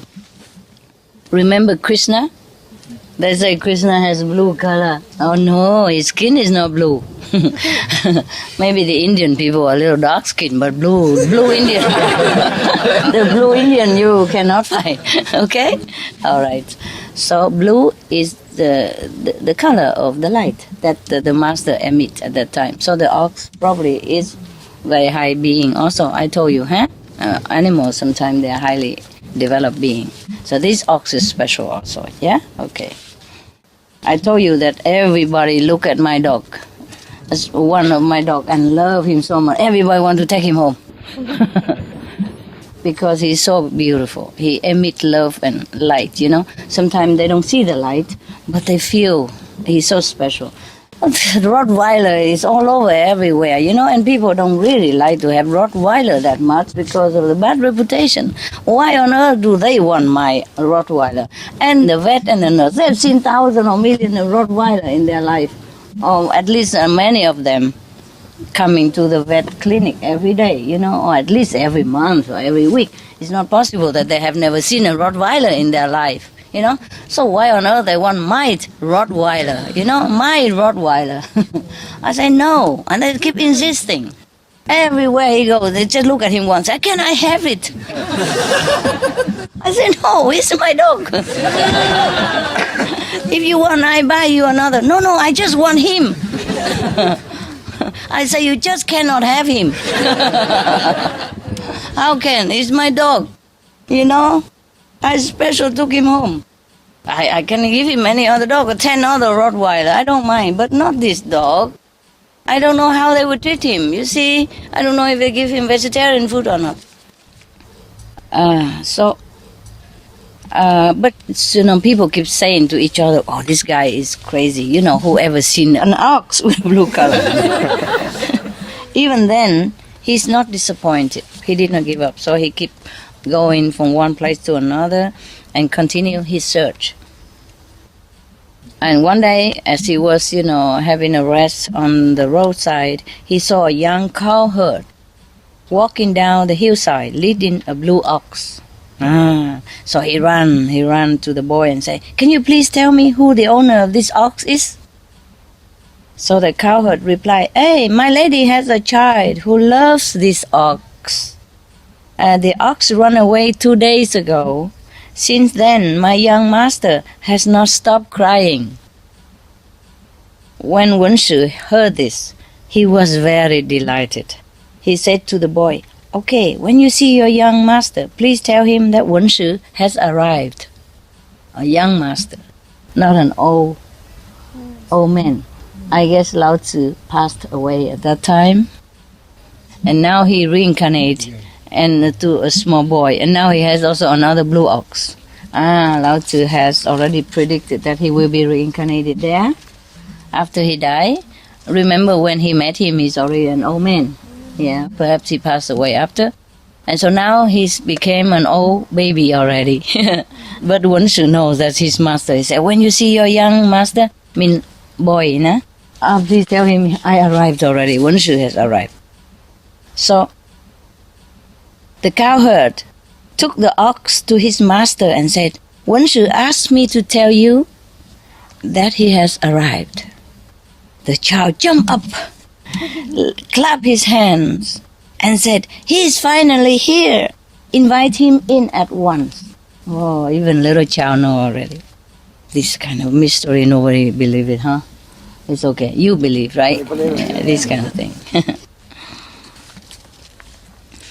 So when Wenshu stepped into the mansion, the child was transformed into Lao Tzu. Thousands of rays of golden light emanated from his body, and purple aura glowed around his head. A canopy emerged from the ground, and inside the pavilion was a seat surrounded by lotus flowers. Probably nobody else saw it like that. Probably only his disciple Wenshu saw it. See what I mean? Yeah. Because he see it in a different dimension. Yeah? He don't see the child there. He saw a real form of his teacher. Yeah. So the old man, Lao Tzu, walked to the chair, sat down, and said to Wenshu, when I left you, you were but a novice? Student? Yeah, a novice, a young student. Yeah. You were but a novice who aspired to cultivate the Tao. Today, I see a man with an air of an immortal.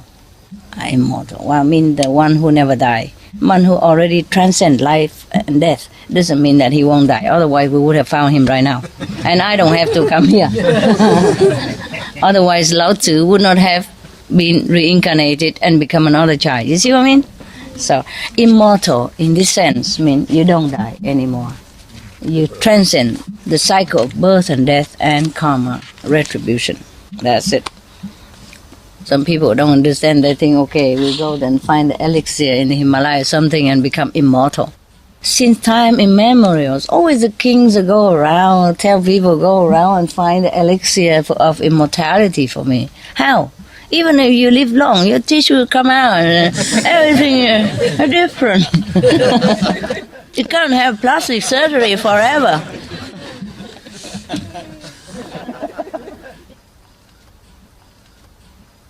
Right.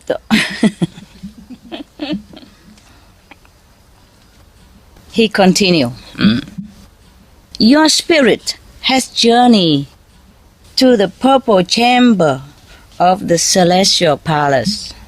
You have merged with the North Star, and your name has been entered into the roster of the immortals. How nice. Yeah.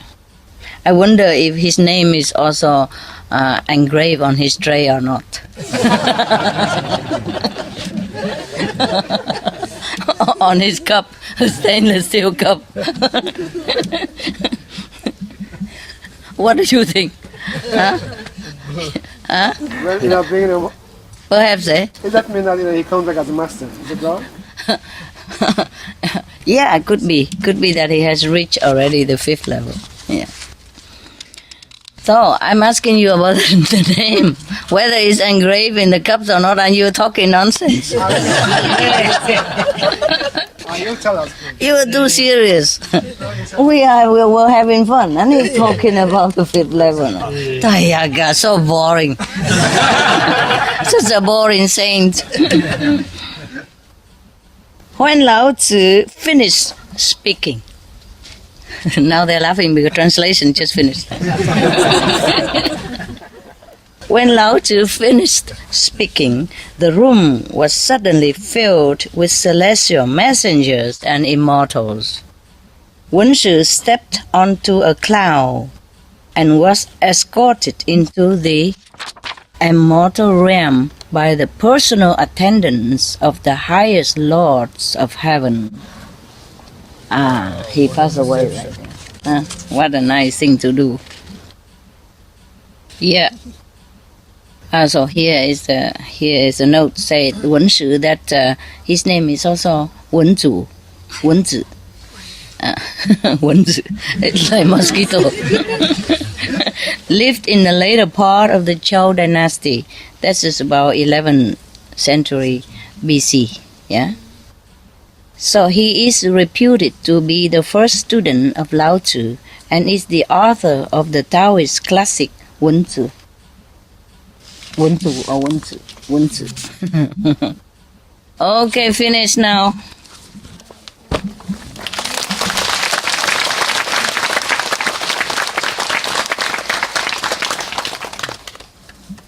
At that time, he probably had a grand vision, that he's going up to the sky, escorted by the attendant of the highest realm. So he reached the 5th level then. Now you happy? Huh? My God, can't even have a joke with you. Don't you understand some joke? I'm sorry. I'm sorry for yourself. My God, such a fun, and he always fix it on the Tao, you know. It's okay. You will arrive there, but don't have to be too clingy to it, you know. We have fun when we are in this physical world, you know. And that's why you have your tray and your cup. Stainless steel cup. If we always fix on the Tao, then we probably should not eat at all. Yeah. But eating, drinking is also a little break for the day, huh? Yeah, I'm telling you. Sometimes I work so hard and so tiring, you know. Of course, I can paint and I can sing and I can dance, but I can't do that every day. You know what I mean? So if, okay, go and have a little soup or a little bread or something, it's a kind of a change, yeah? Yeah, it's also very pleasant for the mind not to feel too burdened, you know? And then he continued the marathon afterwards. Okay, so you enjoy the food, all right? Yeah, and if you want to be breatharian, you're also welcome. You just do it yourself. Because what you don't eat, the next person will eat it. You pay more? No, no need. No, whatever, enough already. Enough for transportation and food, that's it. Nothing else. Nothing else you need to pay so much, okay? The house paid already. I don't like that. If I don't have money, I don't buy. Yeah? Very simple philosophy of life. What you don't have, you don't buy. It's like in the shop, what you break, you buy. So don't break anything. No, you pay for the food, it's okay, yeah? And transportation costs and all that, because you just have to be correct, just like I'm correct. I also pay for what I eat here, even if it's my house. Yeah, because if I don't pay that, I eat your food, no? And then you have less food. And that's not fair, yeah. All the workers here, they pay also, or I pay for them. Nobody have free meal here. There's no free lunch. The American, they say there's no free lunch in this world. It's true. No, we just have to be correct, yeah? That's all, yeah? Otherwise, if you don't have enough money, you don't pay. It's okay, yeah? But let us know so we pay in. Yeah? Let the reception also we pay in so that everybody have enough food. Now and again, you come here and you enjoy the food. It's okay. But just eat enough so that you can meditate, okay? Otherwise, you just sit there.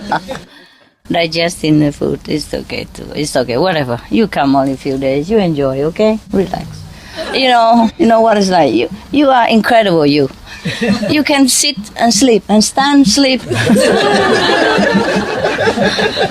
It's good, so you don't need bed anymore. No wonder in the room you put all the beds up. No need. You sleep in the air already. Yeah, so she was sleeping while standing there. So she just hear a little noise and then come out. That's it. No matter who. Because I go and try not to have a lot of light. I go in the dark with the phone light. And she's standing there in the dark also, And when I see there's no need the light, sometimes I can see without the light. So I don't need, and she don't have the light because what for standing there not with the flashlight, The people, they should stop, they don't stop. And when they should stop, they don't stop. And when I'm coming to see you, they stop me all the time. Oh, yeah, my goodness. Or flashing light in front of my face so that they can see you. I can see me, Yeah, some people don't see me, so go grab me and stop me. Oh, they're okay. And then some other, see me coming out and know it's me, flash the light in front of my face, like, so that he can see me, Not on the road, but to see me. I say, on the road, man, not on me. Just blind me like that. I can't even see the road anymore. Normally, without his help, I could walk around. When you used to with the, just a starlight or city light, simple light, you can see it. Because the white pepper, you can see it. I did not need the light sometime, I don't need it. I can walk like this. And then he helped me. He shined the light right in front of my eyes. Then I'm blind. I can't even see nothing. And it happened a lot of times. That's why I say, please don't help me. I'm used to being alone, okay? Just leave me alone. Just stand there, okay? Don't do anything, please. If I ask them, please do it. If I don't, please, no need. Yeah, it's incredible. The Hufa is really incredible. You just stand there, okay? Like the palace guard. They don't move. Yeah? Even if you tickle them, they don't move. So if you are Hufa, just be like that for me, please. Everything else, I take care. Remember you say, Master, take care of everything?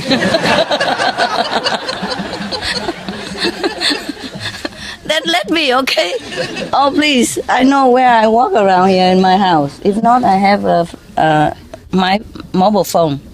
I turn it off low, so it doesn't ring, and then I use it. Just enough light for me to walk so to don't disturb you, Because the flashlight is very blinding, And when you flash around like this, it's disturbing people, yeah? Especially when they are deep in their sleep. like what you're doing here. Yeah. So please, just don't disturb people. Okay. Okay. Good. Now we go back to where you were, no, sleeping. Yeah? Come on, turn off the light now. Everything dark. Have a good dream. Okay. When you get up, you can have some, okay? I think a couple each, yeah? About this much, otherwise not enough here. Here only. The rest you have everywhere else, okay? If you want, and you think, Master don't give me anything. Yeah, I pay for my own tray. And now you can be sure. Maybe a blue ox in there. Okay, good. Thank you. Thank you. Thank you for being good boys. You are a good customer. Yeah. It's good that you can laugh, you know, that means you relax. Huh? Yes. That means you're not too serious. That means it's good. That means you really loose now. Yeah, so I can relax too. Because if I sit in front of somebody like this, what have I done? Did I do something wrong? Did I say something wrong? Okay, turn off light now, quick. Everything, come on.